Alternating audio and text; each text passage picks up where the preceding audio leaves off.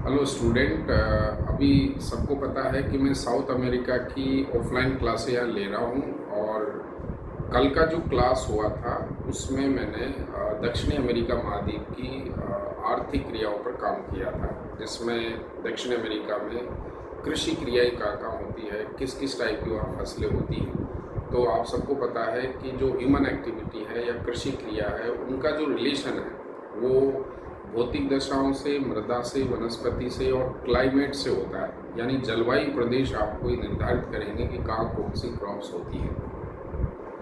अब सबसे पहले अगर अपन देखें कि दक्षिण अमेरिका में भौतिक प्रदेश और जलवायु प्रदेश पढ़ने के बाद ऐसे कौन से एरिया जहाँ कृषि की जा सकती है, तो दक्षिणी अमेरिका में जैसे ब्राज़ील उच्च भूमि है तो उसका वेस्टर्न पार्ट तो बहुत ज़्यादा ड्राई है, जिसको ड्रॉट ऑफ पॉलीगॉन के नाम से भी जानते हैं।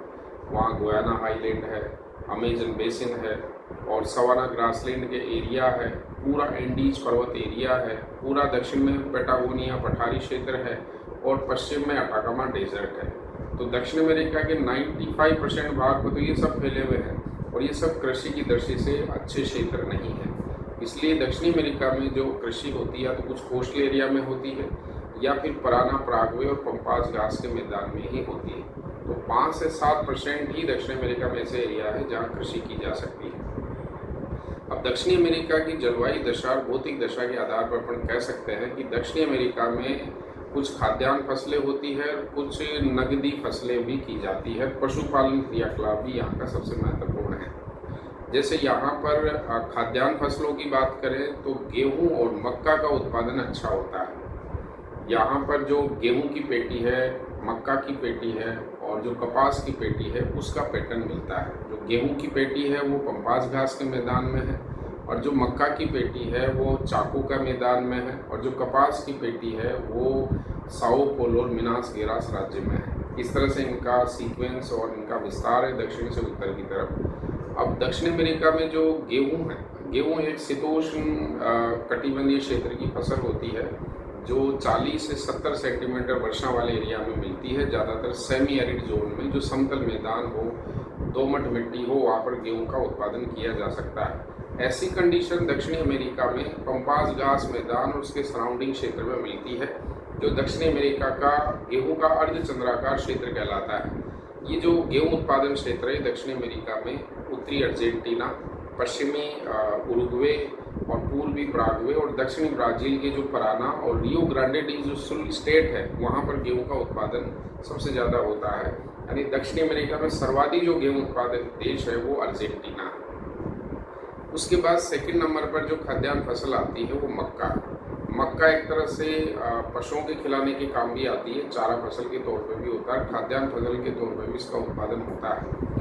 और मक्का का उत्पादन जो है वो ग्रीष्म काल के समय उपोष्ण और उष्ण क्षेत्र में किया जाता है, जो उत्तरी अर्जेंटीना में और दक्षिणी ब्राज़ील और उरुग्वे के क्षेत्र में किया जाता है। ग्रीष्म काल में जहाँ मक्का होती है वहीं सर्दियों में गेहूं का उत्पादन भी किया जाता है। तो कई जगह ये गेहूं और मक्का पेटी भी साथ साथ मिलती है। तो उत्तरी अर्जेंटीना में जो कार्डोबा राज्य है वो और ब्राज़ील में जो पराना राज्य है वो सर्वाधिक मक्का उत्पादक क्षेत्र भी है दक्षिणी अमेरिका के। फिर अगर अपन नेक्स्ट फसलों की बात करें तो नकदी फसलें यहाँ पर की जाती है, क्योंकि यहाँ की ज़्यादातर जलवायु उष्ण और आर्द्र है। अच्छी बारिश होती है, ढलवा भूमि भी है, टेरा रोजा मिट्टी है, लाल मिट्टी मिलती है। इस तरह की यहाँ पर केस क्रॉप ज़्यादा मिलती है, जिसमें जैसे कॉफ़ी का उत्पादन है, गन्ना का उत्पादन है, रबर का उत्पादन है, तंबाकू का उत्पादन है और कपास का उत्पादन है। ये सारी केस क्रॉप्स यहाँ पर की जाती है, जिसमें सबसे बड़ी जो केस क्रॉप है वह है कॉफ़ी। कहवा जो है रोबस्टा अरेबिका दोनों टाइप का कहवा यहाँ पर होता है, जिसमें कहवा का जो उत्पादन है वो सबसे ज़्यादा दुनिया में ब्राज़ील करता है। ब्राज़ील दुनिया का सबसे बड़ा कहवा उत्पादक राज्य है और यहाँ पर जो कहवा का उत्पादन है वो ब्राज़ील उच्च भूमि में होता है, जिसमें साओ पोलो राज्य, मिनास गेरास राज्य है, बाहिया राज्य है, पराना राज्य है और मोंटे ग्रासो राज्य है। इनमें कहवा सबसे ज़्यादा होता है। सेकेंड नंबर पर दक्षिण अमेरिका में जो कहवा उत्पादक क्षेत्र है वो कोलंबिया है। कोलंबिया में जो मैगडेलेना घाटी है, जहाँ मेडेलिन और जो काउका घाटी है, जो काउका वैली है, जो मैगडेलेना की सहायक नदी है, काउका वैली, वहाँ पर कहवा का अच्छा उत्पादन होता है। जो साओ पोलो में कहवा के जो बड़े बड़े बाग हैं उसको अपन फजेंडा कहते हैं और जो कोलंबिया में काउका वैली में जो कहवा के बड़े बड़े बाग हैं उनको फिनका कहा जाता है।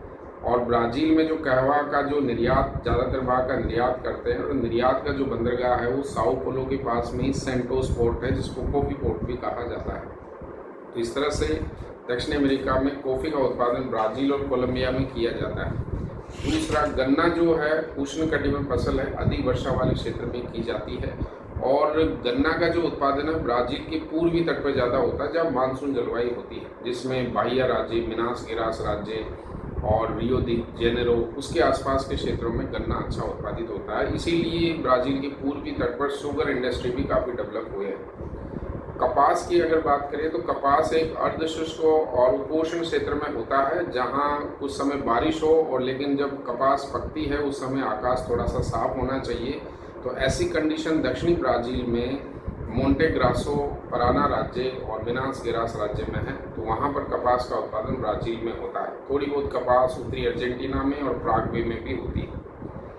और जैसे अंगूर की बात करें, अंगूर एक रसदार क्रॉप्स होती है जो ज़्यादातर उपोष्ण क्षेत्र में होती है, यानी समशीतोष्ण जलवायु, जो टेम्परेट क्लाइमेट होती है, जहाँ बारिश ज़्यादा होती है, वहाँ अंगूर का रसदार फलों की खेती अच्छी होती है।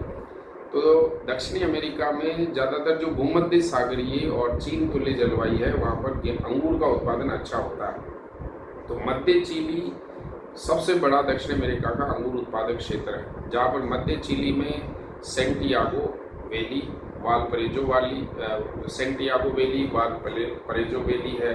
और जो उत्तरी और पश्चिमी अर्जेंटीना में जो मेंडिजा है, जो अर्जेंटीना का सबसे बड़ा अंगूर उत्पादक क्षेत्र भी है, ये सबसे बड़े अंगूर उत्पादक क्षेत्र है, जिसमें चिली, मध्य चिली में वालपरेजो, सेंटियागो, पश्चिम अर्जेंटीना में मेंडिजा और कार्डोबा, ये बड़े अंगूर उत्पादक क्षेत्र भी हैं।